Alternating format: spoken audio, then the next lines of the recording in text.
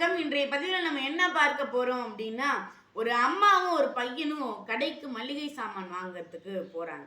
போகும்போது அங்க கடையில அந்த அம்மா மளிகை சாமான் வாங்கிட்டு இருக்காங்க. அப்ப அந்த பையன் எந்த தொந்தரவும் செய்யாம அமைதியா நின்னுட்டு இருக்கான். இத பார்த்து அந்த கடைக்காரர் இவ்ளோ ஒரு அமைதியா ஒரு பவ்யமா நிக்கிற ஒரு பையன பார்த்து ஆச்சரியப்பட்டு, ஒரு சில சாக்லேட்ஸ் எடுத்து இந்தாப்பா எடுத்துக்கோ அப்படின்னு சொல்லி குடுக்குறாரு. குடுக்கும்போது அந்த பையன் அத வாங்கல. பேசாம வேணும்னு சொல்லல, வேணான்னு சொல்லல. அப்படியே அமைதியா நிக்கிறான்.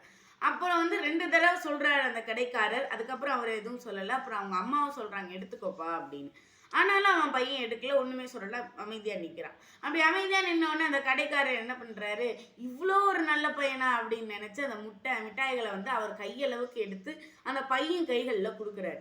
குடுத்த உடனே அந்த பையனுக்கு மகிழ்ச்சி ஆயிடுச்சு. அத வாங்கிக்கிறான். வாங்கிட்டு வீடு திரும்பும்போது அந்த அம்மா அந்த பையன்கிட்ட கேட்குறாங்க, "ஏன்பா அவரு சாக்லேட் எடுத்துக்கோ எடுத்துக்கோன்னு உன்ட்ட குடுத்தாருல, அப்ப ஏன் நீ எடுத்துக்கல? நானும் சொன்னேன், அப்பயும் நீ எடுத்துக்கல ஏன்பா?" அப்படின்னு சொல்லி கேட்டாங்களாம். உடனே அந்த பையன் சொன்னானா, "அம்மா நான் என்னுடைய கையளவுக்கு அந்த சாக்லேட்ட எடுத்திருந்தேன்னா, என் கை சிறிது. ரொம்ப கம்மியா தான் எனக்கு சாக்லேட் கிடைச்சிருக்கும். ஆனா அவர் அந்த கடைக்காரருடைய கை பெரிது.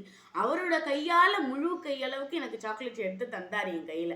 அப்ப எனக்கு நான் என்னோட கையில எடுக்கிறத விட அதிகமாவே அவரோட கையில எடுக்கும்போது கிடைச்சது. அதுக்காக தான் நான் பொறுமையா இருந்தேன்மா" அப்படின்னு சொல்லி சொன்னானாம். இத கேட்ட அந்த தாய் ஆச்சரியப்பட்டாளாம். இந்த சிறுவனுக்கு தெரிந்த நம்முடைய பையனுக்கு தெரிந்த ஒரு விஷயம் நமக்கு தெரியலே அப்படின்னு. அப்படி என்னம்மா இருக்கு இந்த கருத்து அப்படின்னு நீங்க யோசிக்கிறது எனக்கு தெரியுது. எந்த ஒரு விஷயமா இருந்தாலும் நிதானமா இருக்கணும். நிதானமா இருந்தா நம்ம எதிர்பார்த்த பலன்களை விட அதிகமா தான் கிடைக்குமே ஒழிய குறையாது. அதனால ஒரு விஷயத்த செய்யும்போது நிதானமா யோசிச்சு செய்யுங்க. பலனும் அதிகமா இருக்கும் என்று கூறி உங்களிடம் விடைபெறுவது நான் உங்கள் சந்திரவேராஜ். ஊராட்சி ஒன்றிய நடுநிலைப்பள்ளி செவ்வாய்ப்பட்டியில் நான் 8ஆம் வகுப்பு பயின்று வருகிறேன். உங்கள் சிந்தனையில் நான். நன்றி, வணக்கம்.